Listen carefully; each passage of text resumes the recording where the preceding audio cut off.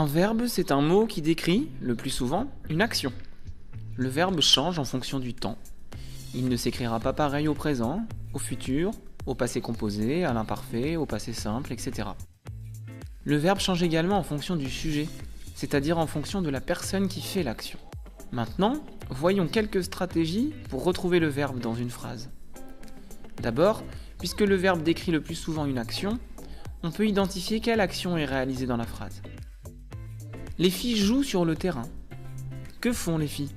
Elles jouent, elles font l'action de jouer, alors c'est le verbe. Nous regarderons la télévision demain soir. Que ferons-nous? Nous regarderons. Nous ferons l'action de regarder, c'est le verbe. Les médecins soignent les malades. Que font les médecins? Ils soignent, c'est l'action, c'est le verbe. Parfois, dans certaines phrases, le verbe est plus difficile à trouver car tous les verbes ne représentent pas des actions. Par exemple, aujourd'hui, il est en colère. À la question que fait-il, on a du mal à trouver la réponse, et donc à trouver le verbe. Dans ce cas, d'autres stratégies existent. Nous avons dit que le verbe changeait en fonction du temps.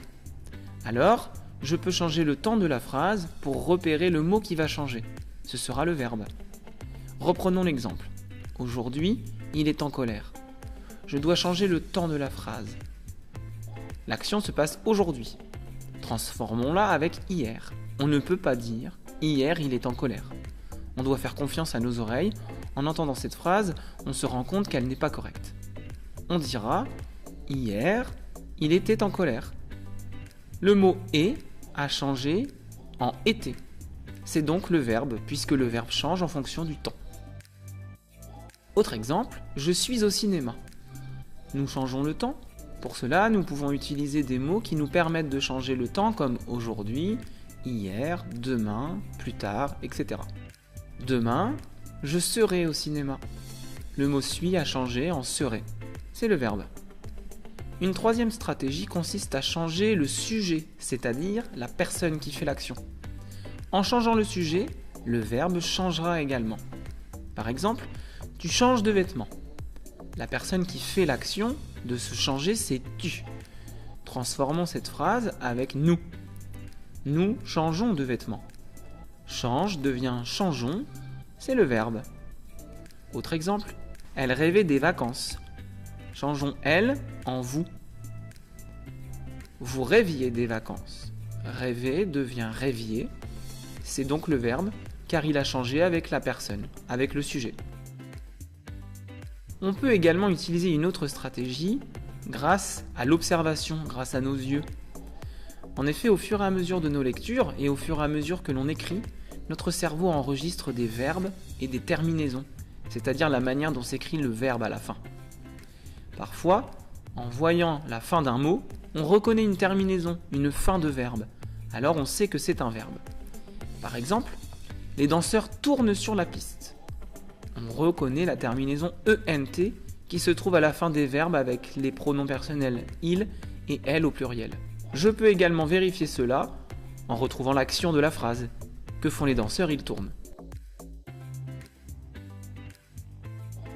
Dans la phrase « j'écrivais sur mon ordinateur », on peut aussi reconnaître la terminaison AIS avec le pronom personnel je à l'imparfait. Enfin, une dernière stratégie en mettant la phrase à la forme négative, c'est-à-dire que l'on va ajouter « ne pas » à notre phrase. Le verbe sera entre le mot « ne » et le mot « pas », le plus souvent. Par exemple, les exercices sont faciles. Mettons la phrase à la forme négative en ajoutant « ne pas ». Les exercices ne sont pas faciles. Le verbe est entre « ne » et « pas », alors le verbe c'est le mot « sont ».